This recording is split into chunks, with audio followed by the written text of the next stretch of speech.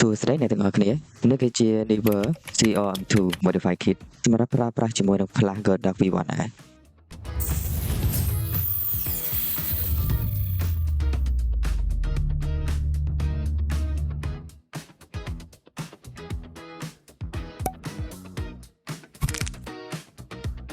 កុំឲ្យខាតពេលយូរយើងមកបាត់ប្រអប់ទាំងអស់គ្នាថាតើនៅក្នុងប្រអប់មានឧបករណ៍អីខ្លះ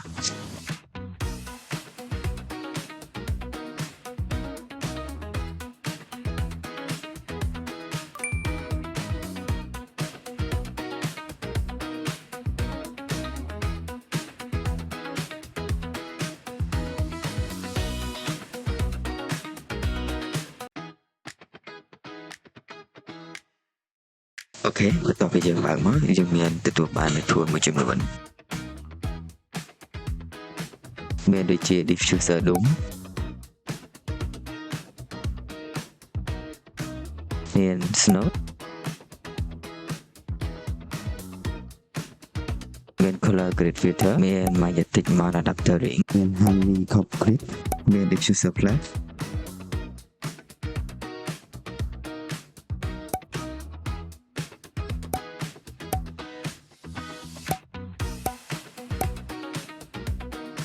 នឹងចុងក្រោយ Blender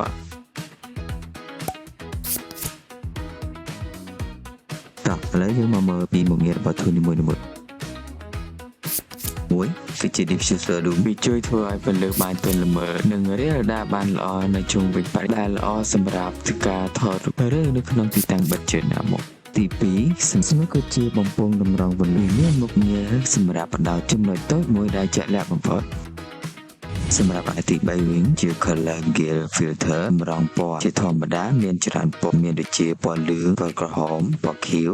បៃតងជាសម្រាប់ធ្វើការផ្លាស់ប្ដូរពណ៌ឬក៏ធូនពន្លឺឬកែតម្រូវបាយ balance ទី4គឺជា magnetic mount adapter គឺជា ring សម្រាប់ភ្ជាប់ដែលអាចភ្ជាប់ទៅនឹង flash head របស់ហើយអនុញ្ញាតឲ្យឧបករណ៍ផ្សេងភ្ជាប់ដោយ magnetic នេះទី5 Honeycomb ជួយកំណត់ទិសដៅពន្លឺឲ្យកាន់តែជំនួសបង្កើតបានជា Dynamic Effect ឬក៏ Rim Light ទី6 Diffuser មានមុខងារជួយផ្ដល់ពន្លឺទន់ជាងដុំហើយបណ្ដោតទៅលើមុខ7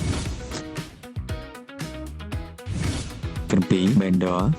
គឺជាបន្ទះបិទបើកប៉ុន្តែវាមានបន្ទះដែកប៊ូដែលអាចបើកដើម្បីគ្រប់គ្រងទិសដៅពន្លឺនិងកាត់បន្ថយការសាយពន្លឺផងដែរ